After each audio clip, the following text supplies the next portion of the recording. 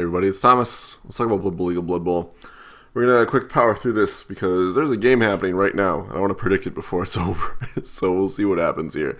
Not that great of a week for me. In case you haven't watched the video, you can check that out there. But quick team recap, things that have happened before we get into that, though.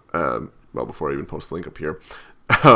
Yes, Wire Hangers 2 got a level up thanks to a touchdown, I think, or a pass and a casualty. Yeah, a pass and a casualty, which is great. 8 SVP is level 2. Just give it block. I don't know what I want to do with this piece. Probably another block guard is my long-term goal. Where did I put my block guard piece? Probably another block guard. I guess my next target for leveling up is probably going to be Wolf and Sheep Clothing too. Get Wolf and Sheep Clothing BBLoBB. We'll go from there. Betty got another injury, so that's good news. That's 9 SPP, so hooray for that. Other than that, yeah, cat-like reflexes died.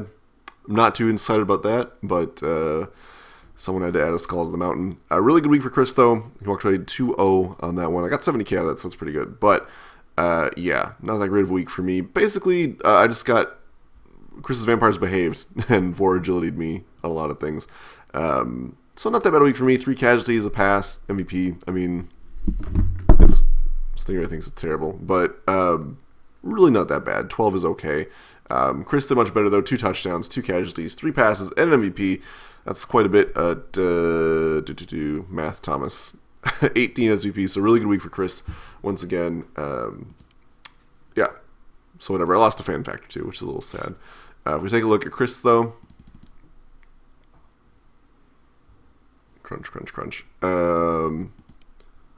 30k for him, it's not that great, but not like he's buying a lot. I don't remember if I talked about this. He might have a penny level up, but one of his thralls that leveled up got guard, so block guard on 2 thralls is very, very nice. This thrall is out with minus AV, which is kind of unfortunate, but whatever. Chris's thralls are doing pretty well and do a lot of the work for this team. Kick was actually pretty big factors too. Kara did a lot of work here. Auto actually pretty close to level 4, which is pretty exciting, and the rest of these vampires are kicking around in nowhere town, because that's how it goes. We take a look at some of the other matches of the first week of the group stage here. We've got Jessup versus Andrew. Jessup pulled away with this one. I didn't think he would. Yeah, I was really surprised when he did this. I don't feel like I haven't watched this game for some reason. I don't know. This happened a while ago, so I may have watched it, just forgotten all the details. I think I remember at least hearing that there was some shenanigans at one point, and the bullshit was real. Pretty good week, though. Looks like Jessup's armor held up better than mine did. 2 casualties for Andrew is pretty good. 50k as well is definitely something that this team could use. We'll look at what he spent it on in a second here. 1 casualty, 2 touchdowns, a pass, and an MVP. It's not great. It's not bad, though. 14 is a solid number. Andrew walking away with 12 here. 2 casualties, or is that not right? Yeah, 12, so that's not too bad. Let's take a look at Jessup's team here. Yeah, I mean, just this team outran him, basically. Got the ball at some point. Did buy Rat Ogre. Accurate leader block. It's nothing new. Nothing new here. Malarkey still can't get that 1 SPP. Still got the guard guy. Got that kick guy. Got wrestle on tomfoolery. Here's my bit of 4. Got leap on Hogwash Redux, which I like quite a bit. I think almost all of his Gunner Rotor is leveled up here. Looks like he bought a lineman as well. So we'll see what happens with the rest of this team. We'll talk about that in a second. BBLoBB here on the Dread 13th. This I saw before. I remember this pretty distinctly. Sneaky Git is a giant waste on a Gutter Runner. The argument is obviously you can get Sneaky Git and Dirty Player, but then you should get Dirty Player first because Dirty Player is the much better skill for fouling. And either way, fouling with an 100k piece is ridiculous. Fouling with a 120k piece is crazy. You're never going to get a team value trade that's worthwhile at that point. It's just a giant waste. Linemen are cheap. They should be the ones fouling. I think this is just a huge mistake. I mean, people can build whatever they want on their team, obviously. And this guy's going to be annoying because he's 8 movement allowance and can foul from downtown. But that doesn't mean it's worthwhile, and it doesn't mean it's a good idea. The one upside of Sneaky Git over getting Dirty Player first is you can foul with Abandon. You can foul as much as possible. And worst case scenario, you get a stun for an ejection, which can be okay. But even then, you're giving up a gutter runner for stunning maybe a big guy. Who cares? Yeah, I don't know. I think that's a huge mistake. Just a giant, regrettable mistake. If we take a look at Andrew's team, I don't think Andrew had any level ups here. Not seeing any. At least no new ones, I guess. I don't know. Whatever. Andrew walked away with 40K, which is totally fine. He's not spending his money. Why would he? Yeah, I don't know. Weird choices from Jessup, I guess, is the takeaway from that game. Let's look at some of the other matches here. We had this matchup just happened here. Grey Duck versus Zach. Grey Duck walks away with 2-0 here. I haven't had a chance to watch this game yet because, well, I'm going to have to cast it, and I haven't cast it yet. But basically, as far as I know, this game kind of revolves around Zach not putting enough pressure on the ball, not following up when he should, which is something he's been having problems with. Andrew does this too. These are hitty teams that should be in people's faces. Follow-up is pretty much the default position. Not a great week for Zach either. Only 8 SVP is not what he needs at this stage of the game. Grey Duck, on the other hand, walking away with quite a bit more here, 15 total. Looks like she was just able to put up more hits, but again, following up all the time will do that. I don't know if Zach was playing scared or what, but this is not the time you need to play scared. This is when you need to bring all the aggression you can. Some level ups for Grey Duck certainly here. Leopard is pretty close still. Lionic leveled up and hit level 3. Block, I think, is definitely the good choice here. Mighty Blow will probably follow shortly thereafter, so good choices there. What else do we have here? This Beastman leveled up here, got Wrestle. I like this as well.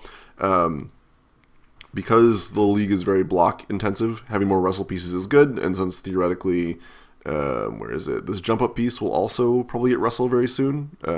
3 Wrestle pieces is a good threat. Smiley at 40 SPP is pretty scary. I don't want to know what this piece is going to get at level 5. I'm choosing not to think about it, is I guess the safest thing. Let's take a look at Zach's team. Chunk. 20K, not great. Not spending his money either, though. This ghoul is missed next game. Looks like just missed next game, so that's kind of whatever. No real big changes on this team, though. No upgrades or anything like that, which is a little unfortunate. This team can get stalled out if things don't happen here.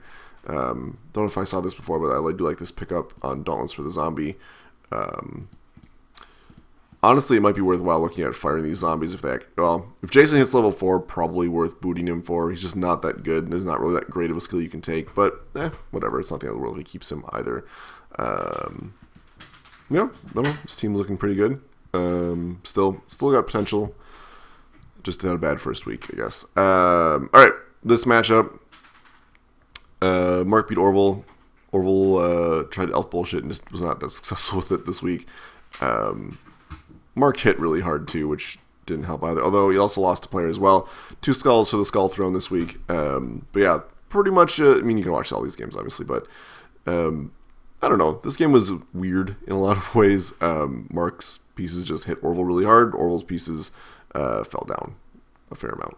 2 tackles and then just falling over a lot. I think it's not as bad as the last time Orville played, but it was not a great game either way. 4 casualties for Mark is ridiculous. It's a huge amount, and that's certainly the kind of number he needs to start getting back into the swing of things here. 6, 12, 20 SVP. I think that means that he's our leader for the week. Orville walking away with 2 passes, 2 casualties, touchdown MVP. This is okay. It's definitely less than he needs because his team needs a lot of development here. I don't know. It's 6, 9, 14. It's okay. It's better than me, but definitely not what he needs. Pickups. Let's see here. Brit is up to 11 SPP. That's pretty good. Abed, I think, had piling on before. Didn't really use it that much. Dean picked up Strip Ball, which I don't think I saw before, but I like that anyway. Might be piling on. That's pretty normal. Annie out with damage back. I think it was a 0 SPP lineman that got booted here. I don't know if Mark's rehired it yet, though. Yeah, it doesn't look like it. Meh. I mean, seems still scary. Mark's Mark's in the position where he's got... still checking. Mark's in the position where he will have more of a roster back now. Going to next week, he's missing Annie, but this team can still function on the 12 players it has. Mark might want to consider picking up more. But 1,600 team value is kind of where I am now, where he can't really afford to add more because he's going to give up too much money then. Let's take a look at Orville's team. That's the wrong team. Let's look at Orville's team. Let's actually look at Orville's team here. A lot of pieces missed next game here. Yeah, nothing too serious though. These are just straight miss next games. The Splitzer got some SVP finally, so that's good. Got a lot of pieces out this week, which is kind of scary. Don't know if there are any new skills here. I don't think so. No level ups, it looks like anyway. It's kind of weird. A lot of pieces at level 3, a lot of pieces at, well, a couple pieces at level 1 here. It's got 110, so we can buy a new Witch Elf, which I think is definitely the right decision. Could buy another runner as well. We'll see. Orville's not really using Dump Off that much, which, I mean, it's fine. Whatever. Dump Off is a nice skill, but it's not the end-all, be-all, certainly. Yeah, that's what I'd recommend. What do you walk away with? 10k. Orville can't roll very high, apparently, on the winnings dice. So that wraps us up. Really changes up our rankings a little bit here. Having straight wins means things are pretty difficult for people that lost, including myself. Basically means that over the next 5 games, we have to win out, or winning is far more important. That first loss can really set you back, as last season demonstrated. But it's less dramatic this week because we have 6 weeks total. So losing 1 isn't the end of the world. Losing 2 in a row is probably a bigger deal, because once you lose 2 in a row, then you're looking at you absolutely have to win out. I would expect records to make it in the playoffs are going to be at least 3 wins. 4 to guarantee it, obviously, but 3 wins for sure. It's probably going to be what people are going to need to look at. We'll see. I mean, things are still a little up in the air, which is what I'm driving hope for at this point. All right, let's quick power through our predictions here so we can not mess things up too bad. We've got me versus Andrew. This is my problem here. I'm at 1650 right now, and I'd like to hire another player. The problem is Andrew is at 1610. So if I hire another Pitfighter Cultist, I will be giving him a clean 100, which is not good. So I'm not going to hire the new player, so Andrew doesn't get anything, basically. But this is going to be a very hard matchup for me. I can deal with the stand firm on this guy. I can kind of deal with the guard here, thanks to some frenzy Juggernaut pushes. We'll see. I mean, last time we fought, I lost. Oh no, we tied somehow. I thought I lost this game. Apparently we just tied. But yeah, I took a lot of damage. 8 casualties sustained. It kind of depends. If Betty's better behaved this week, it might be a different story, but we'll see. I'm very nervous for this game. I don't think it's going to go well for me. I think I will probably lose this game. But we'll see. I think I can outplay Andrew, so a tie might be more likely, but a loss seems fairly predictable. His team has just gotten scarier and scarier. Also in the group, we've got Chris versus Jessup. This is probably the closest we'll have to Finesse versus Finesse until the playoffs, assuming things go well for our Finesse teams. Let's look at Chris's numbers here. 1580 with no one probably coming, and 1590 also with nobody coming because no one here. So no one's getting anything. I don't know. I feel like Jessup's pieces are very beat up, but the pieces that aren't beat up are pretty good. He's got a big guy, but with no SVP. We'll see. Vampires can mess up a passing game pretty hardcore, but this team is very fast still, so we'll see. Last few times they've met, I think, yeah, these are just wins straight up for Jessup. I expect Jessup to win this matchup. Chris can fight, but I think Jessup can still get the ball around him and score. So we'll see. Chris is pretty wise to the Skaven bullshit, and his Vampires have been very cooperative, so we'll see what happens here. Chris certainly has the potential to win the game, as always. I've been saying this all season, but Vampires can get scary and do good things, like they did against me. So, I don't know. I'm going to give it to Jessup for a win, though, but I think Chris can definitely pull it out. It's certainly not going to be an easy victory for Jessup.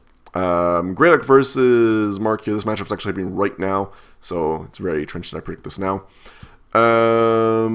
1,700. And Mark has... Come on, Thomas. 1,600. So Mark gets 100k. Might just be an apothecary at this point. Might be a bribe as well to try to foul that Minotaur into outer space. We'll see what happens with that. I think first possession, I mean, is always a pretty big deal, but it's especially a big deal for a Norse team. Mark is full glass cannon mode at this point with this kind of setup here. I mean, that's a great extra wrestle pickup. Will be very helpful. Last few times they've met, I think we had, a win for Mark. Oh, this is the game that happened. So a tie and a win for Grey Duck. So I don't know. Really depends on how cooperative everyone's armor is, how good Smiley is. Honestly, I could see this going either way. I think that Grey Duck should win this matchup, though. The higher armor value should play out. But we'll see. I mean, this team's slow. Mark is very maneuverable. Mark can hit really hard. So if Mark's hit dice go very well, should be fine. And that's what I was saying. Like, first possession is such a big deal because if Mark gets first possession and smashes Grey Duck to pieces, nothing she can really do about it. And vice versa, you know, if Grey Duck gets first possession, she can just grind this team out pretty easily. So we'll see what happens. Lack of guard in both these teams makes this matchup very positioning and mobility reliant, which means Mark does technically have some advantages here, but we'll see. I still give it to Grey Duck, though. Overall, team's higher armor value should be the deciding factor here. And then we have Undead versus Dark Elf. Let's take a look at money given here because that's probably a big deal. 1490. Orville looking at 1120 before, so let's count players here. We've got, let's assume Orville buys the Witch Elf, which will make this number 1230, and means he'll have two pieces, so 1470, so that Orville won't get anything there. I don't know. I think Zach should beat him. That's what happened last time they played. I mean, they've got split 1-0s on each time. It's definitely possible. I just think that let's show who's Zach missing here. Zach is missing his 4 agility piece, which is a little annoying, but this team can still hit way harder. It's got a lot more guard now than it used to, and it's got some tackle. Zach could certainly lose this game, but I think he's going to win it. He hits harder, he can fight better, and Orville's not that much faster than him thanks to the ghouls, so I give this one pretty clearly to Zach. I don't think there's any other options about it here. Wow, this video is going by so fast. In part because there's not a lot to recap. I mean, there's not really that new things happening. Everyone's at the stage where you need a fair amount of SPP to get to your next level up, so it's either going to happen right away or there's only like 1 or 2, so not a huge rush there. Like I said, this clear wins on each side, no ties, is a pretty big deal, but we'll see. Next week is kind of where things will start to settle out a little bit more and where we can kind of talk about who has the harder path to getting to the playoffs. Hall of Fame! I don't know how updated this will be.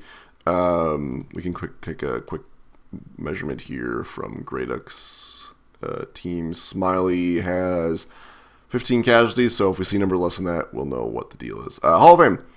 Okay, looks like we're updated here, so nothing new here. Abed's at the top of the charts here.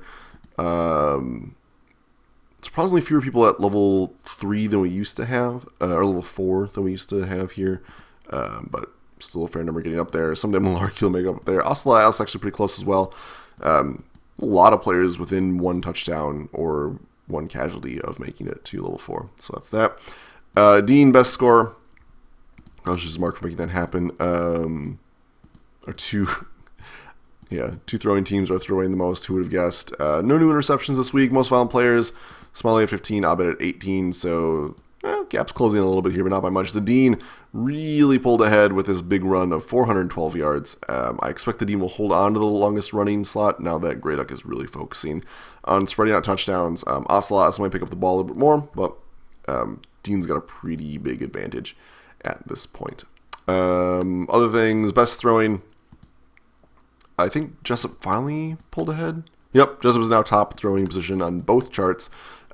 Just throwing a little bit farther than Enlin. And Survivor still means nothing at all. Actually, a couple of things interesting there. A bunch of people throwing up touchdowns on the Vampire team here. Best Killer, I'm kind of surprised that we're not getting more people on this list, but the more I think about it too, we're having a lot of injuries suffered from rocks and other things like that. But also, there's just so many people that have one kill at this point that the list trails off onto forever. Dread 13th with the most receiving, actually, which kind of makes sense after Balderdash got killed. So these things happen, I guess. Other than that, yeah, pretty whatever. Quick recap of how I think this week is going to go. We've got Andrew with the win, we've got Jessup with the win, we've got Critic with the win, and we've got Zach with the win. So this column, and then Zach at the last second turns it around. Yeah, season's getting pretty close here. Got a few more weeks in the season. We'll go from there. Anyway, whatever. Thanks for watching, everybody. I'll see you guys next week.